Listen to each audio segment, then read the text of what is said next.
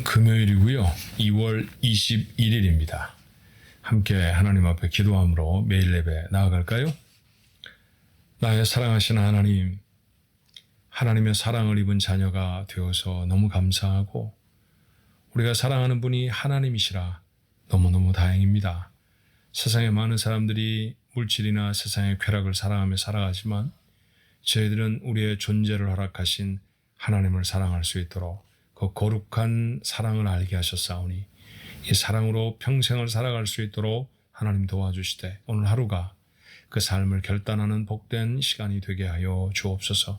말씀 앞에 섭니다.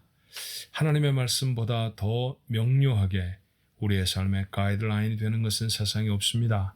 주님, 말씀을 들을 영적 귀가 열리게 하시고 그 말씀을 마음에 담게 하시고 그 말씀대로 살아갈 용기와 힘이 오늘도 저희들에게 주어지도록 축복하옵소서. 예수님의 이름으로 간절히 기도하옵나이다. 아멘.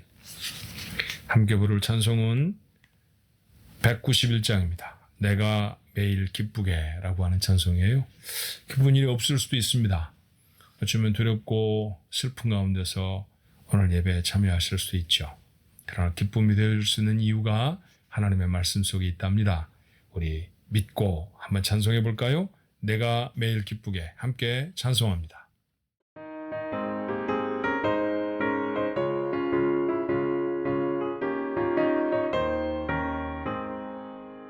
내가 매일 기쁘게 주의 길을 가면 주의 팔에 나를 안보하며 내가 주의 큰 복을 받는 참된 비결은 주의 영이 함께함이라. 성령이 계시네 할렐루야 함께하시네. 좁은 길을 걸으며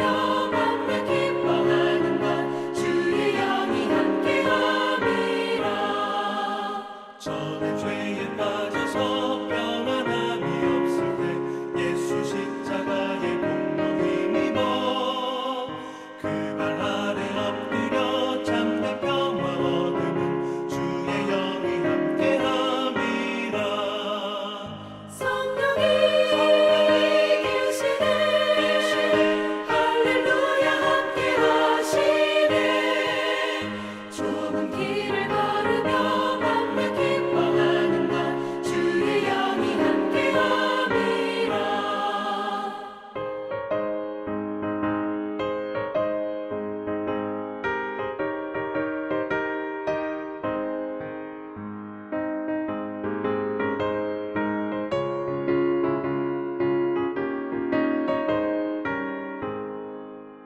나와 동행하시고 모든 염려하시니 나는 숲의 새와 같이 기쁘다.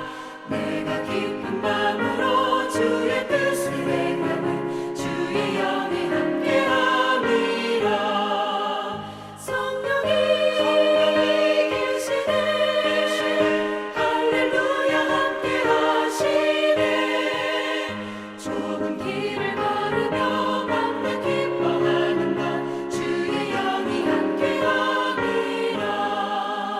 세상 모든 욕망과 나의 모든 정욕은 십자가의 힘이 못을 받았네. 어두운 밤이 지나고 무거운 짐 벗으니 주의 영이 함께함이라. 성령이 계시네 할렐루야 함께하시네. 좁은 길을 걸으며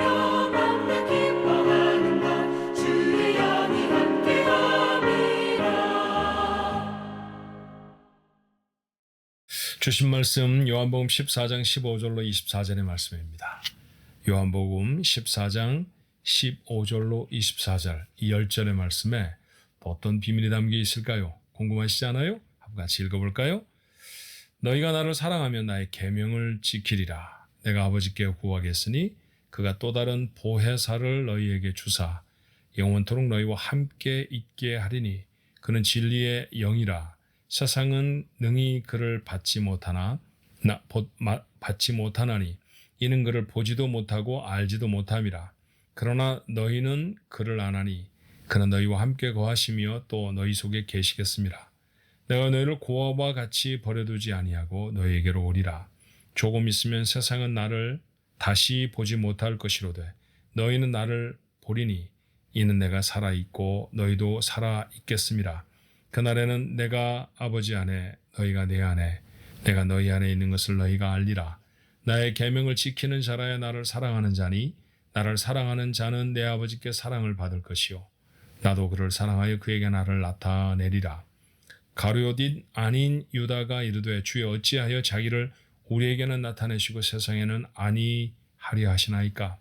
예수께서 대답하여 이르시되 사람이 나를 사랑하면 내 말을 지키리니 내 아버지께서 그를 사랑하실 것이요 우리가 그에게 가서 거처를 그와 함께 하리라. 나를 사랑하지 아니하는 자는 내 말을 지키지 아니하나니 너희가 듣는 말은 내 말이 아니요 나를 보내신 아버지의 말씀이니라. 아멘. 요한복음 14장 얘기 조금 반복해서 다시 나눠야 할 것 같아요. 자, 예수님이 거푸 자신이 이 세상을 떠나시겠다, 별세하시겠다 라고 하는 말씀을 하시죠. 예루살렘에 올라가셔서 해를 당하실 것이고 십자가에 달려 돌아가실 것입니다.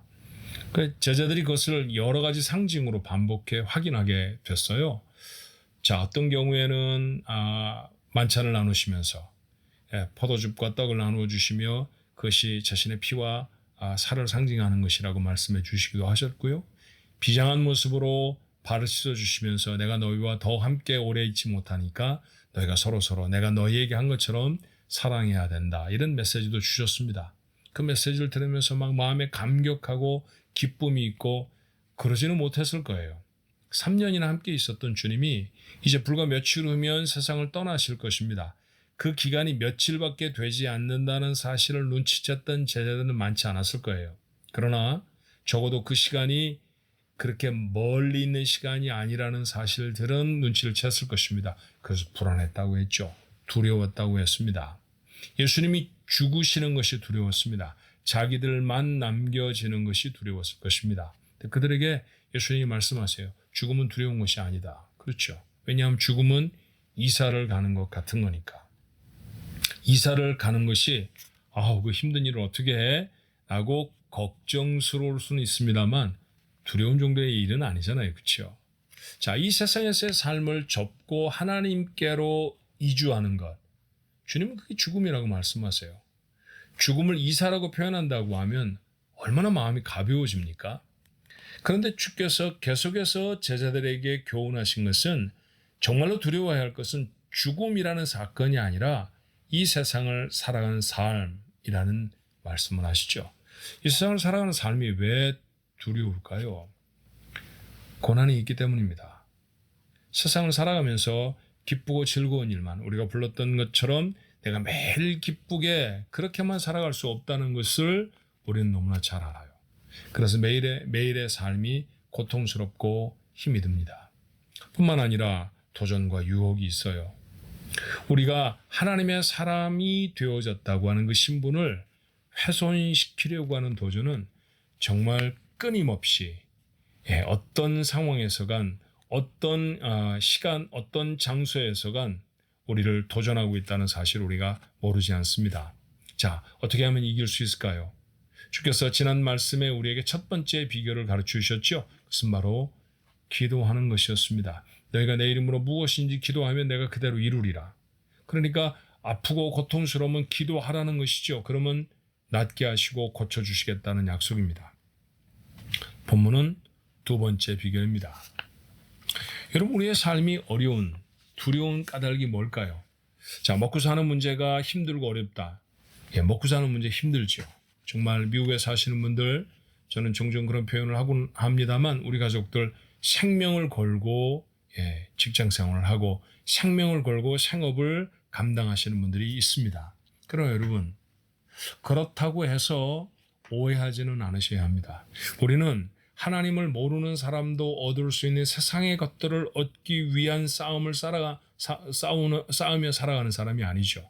우리에게 주신 삶을 성실하게 감당한다는 차원에서는 하나님을 알지 못하는 사람과 우리의 삶이 다르지 않을 수 있습니다만, 그러나 우리의 삶은 적어도 그들이 얻으려고 하는 것들을 얻기 위한 싸움이 아니라는 거예요.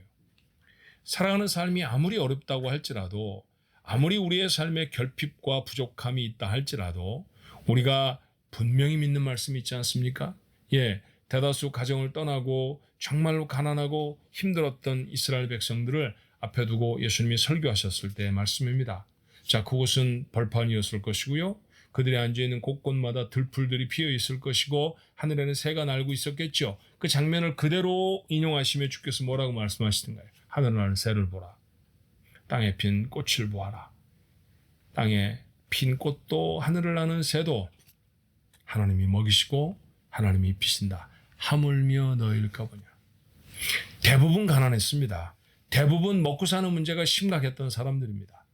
떡을 구할 방법이 없어서 예수님이 직접 떡을 만들어 먹이셨던 때도 있었습니다. 그런데 그렇게 절대 가난 속에 있었던 사람에게조차 예수님의 메시지는 그건 우리의 걱정할 바가 아니다 말씀하시잖아요. 네, 걱정하지 않도록 하십시다. 하나님이 세상에 우리를 보내셨으면 하나님이 때가 되어서 우리를 먹이시고 하나님이 우리를 입히실 것입니다. 사실은 그 은혜로 지난 한 주간도 살지 않았나요? 또다시 우리에게 주어지는 시간들도 하나님이 공급하시는 것들로 살아갈 것입니다. 최선을 다하고 성실하게 살아가야 할 책임은 우리에게 있죠. 하나님이 주실 것이니까 아무것도 하지 말자. 절대로 그런 뜻은 아닙니다. 우리에게 주신 시간, 우리에게 주신 일들을 위해 최선을 다할 것이지만 그것으로 얻는 것을 위한 싸움을 사는 삶이 아닙니다.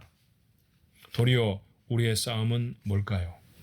우리는 무엇으로 도전받으며 무엇과 함께 겨루어 전투장에 서야 하는 것일까요? 그 첫 번째는 내가 하나님의 자녀로 살아가는 우리의 삶을 세상 속에서 죄악된 세상이 끊임없이 미워하기 때문에 생겨지는 문제입니다. 우리는 세상 것이 아니라고 주께서 말씀하시잖아요. 너희가 세상에 속하 있으면 세상이 너희를 사랑하였을 것인데 너희가 세상에 속하지 아니하였으므로 세상이 너희를 미워한다 그러셨습니다. 맞아요. 우리가 복음을 받고 하나님의 사람이 되어진 후에 우리의 삶에 끊임없이 닥쳐있는 도전과 어려움들은 사실은 내 정체성이 세상의 것에서부터 하나님의 것으로 바뀌어졌기 때문에 생겨지는 문제와 어려움이어야 합니다. 맞아요. 그게 우리에게 고난이 되어야 합니다. 그런 고난이 있어야 사실은 그리스도인이라고 하는 것이죠. 또 한 가지, 하나님의 사람으로 삶을 살아가지 못하도록 선한 일을 행하지 못하게 하거나 아니면 계속해서 죄를 짓도록 세상이 나를 유혹합니다. 자, 본문에 세 차례나 반복된 말씀 있었죠. 15절은 이렇게 말씀했어요. 너희가 나를 사랑하면 나의 계명을 지킬 것이다 하셨고요. 21절은 나의 계명을 지키는 자가 나를 사랑하는 자라고도 말씀하셨고 23절에는 같은 말씀을 다시 이렇게 반복합니다. 사람이 나를 사랑하면 내 말을 지킬 것이다. 여러분, 우리가 주님을 사랑하잖아요. 주님이 나를 사랑하시고요. 내가 주님을 사랑하시는 것을 어떻게 증거해야 할까요? 사랑은 특별한 감정만이 아닙니다. 여러분, 여러분의 아내를 사랑하십니까? 여러분의 남편을 사랑하시고 여러분의 자녀를 사랑하나요? 사랑한다는 감정만입니까? 아닙니다. 그를 위해 무엇인가를 해주고 싶어 하고요. 그가 좋아하는 모습으로 서고 싶어 하잖아요. 그렇죠? 남편을 사랑하면 남편이 좋아하는 음식을 만들어 주고 싶고 자녀를 사랑하면 자녀가 좋아하는 것을 만들어 주고 싶어 합니다. 그게 사랑입니다. 내가 주님을 사랑한다고 하면 주님을 사랑하는 표현이 내 삶 속에서 나타나야 내 사랑을 증거할 수 있죠. 그게 뭐라고 말합니까? 하나님의 법을 지키는 겁니다. 하나님이 하지 말라고 하신 것은 안 하는 것이고요. 하나님이 하라고 하신 것은 하는 겁니다. 거창한 말처럼 계명이라고 했지만 우리의 일상 속에서 그것이 무엇인지 우리가 잘 압니다. 너희가 서로 사랑해라. 사랑할 수 없는 사람조차 사랑해야 한다는 것이 쉽지 않다는 건 알잖아요. 그런데 주님의 명령이기 때문에 사랑합니다. 그게 주님을 사랑하는 것입니다. 돈을 사랑하지 말아라. 그것은 일만하게 근원이 된다. 그 말씀 아시죠? 자, 돈으로 할 수 있는 일들이 얼마나 많습니까? 돈이 많다는 것은 얼마나 자랑스럽고 뿌듯한 일인지 돈을 좀 벌어보신 분들은 아시잖아요. 그런데 그 돈을 사랑하지 않습니다. 왜요? 돈을 사랑하지 말라고 하신 하나님의 말씀 때문에 돈을 사랑하지 않습니다. 이처럼 하나님이 하라고 하신 것을 하고 하나님이 하지 말라고 하신 것을 하지 않는 삶이어야 하나님을 사랑하는 사람입니다. 근데 그것을 계속해서 도전한다는 것이죠. 세상을 살아가면서는 그 반대로 살아가도록 우리를 도전하는 유혹들에 우리는 늘 노출되어져 있습니다. 어떻게 이길 수 있을까요? 주께서 말씀하신 두 번째 비결이죠. 16절입니다. 내가 아버지께 구하겠으니 그가 또 다른 보혜사를 너에게 주사 영원토록 너희와 함께 있게 하시겠다. 보혜사라는 말 성령의 별칭입니다. 성령을 우리에게 주신다는 것이죠. 첫 번째, 이 세상을 살아갈 수 있는 비결이 기도였다고 하면 두 번째 비결은 성령입니다. 성령과 함께 사는 것이죠. 그 성령의 이름을 보혜사라고 표현했잖아요. 한자 말의 뜻을 새겨서 풀어낸 우리말에 있는 고유한 명칭입니다. 보호, 그래서 보라고 했고요. 은혜라고 해서 사, 가르친다라고 하는 뜻의 사입니다. 그러니 우리를 보호하시고 은혜를 주시고 가르치신다는 것이죠. 그 성령이 우리 안에 계십니다. 그 성령과 함께 하는 것이 우리가 세상을 이길 수 있는 비결이라는 것이죠. 어떻게 하는 게 함께 사는 걸까요? 성령은 내 안에 이미 계십니다. 그럼 그 성령에 민감해야 하잖아요. 세상의 소리로 귀를 가득 채우고 있으면 성령의 음성은 잘 들리지 않습니다. 그러므로 기도하면서 하나님의 말씀을 읽으면서 우리의 삶을 경건하게 유지하면서 우리가 듣게 되어질 성령의 음성을 기대해야 합니다. 성령께서 가르쳐 주셨나요? 그러면 순종하는 것입니다. 성령의 음성을 듣는 것이 중요하고요. 듣는 말씀을 순종하는 것이 또다시 중요합니다. 이 두 가지 일을 감당하면 그때 우리의 삶에 하나님의 법들이 이루어지는 것이죠. 그렇게 세상을 이기면서 사는 삶, 하나님의 사람들의 삶이어야 합니다. 오늘 우리에게 맡겨주신 하루가 그런 삶이 되어지기를 주님의 이름으로 축원합니다. 기도하겠습니다. 살아계신 하나님, 저에게 교훈의 말씀을 주시니 감사합니다. 우리가 세상을 살아가면서 세상 사람들도 모두가 다 원하는 그런 것들을 얻기 위해 애쓰며 싸움하는 삶이 되지 않게 하옵소서. 우리를 우리 되게 하신, 우리를 하나님의 자녀 되게 하신 그 놀라운 부르심에 순종하며 살아갈 수 있는 저희가 되게 해 주옵소서. 늘 도전받습니다. 어떻게 하면 이길 수 있을까요? 성령의 음성을 듣는 것입니다. 저희들의 귀를 세상의 소리로 가득했던 귀들을 닦아주시고 성령의 음성을 들을 수 있게 하옵소서. 들려진 성령의 음성에 순종할 수 있는 순전한 마음들을 주시옵소서. 그렇게 한 가지를 순종하고 10가지를 순종할 때 하나님 앞에 그렇게 다가갈 수 있을 것입니다. 그렇게 주님을 닮은 모습으로 매일매일이 성숙되어지는 우리 가족들 모두의 삶이 되도록 축복해 주옵소서. 예수님의 이름으로 간절히 기도하옵나이다. 아멘.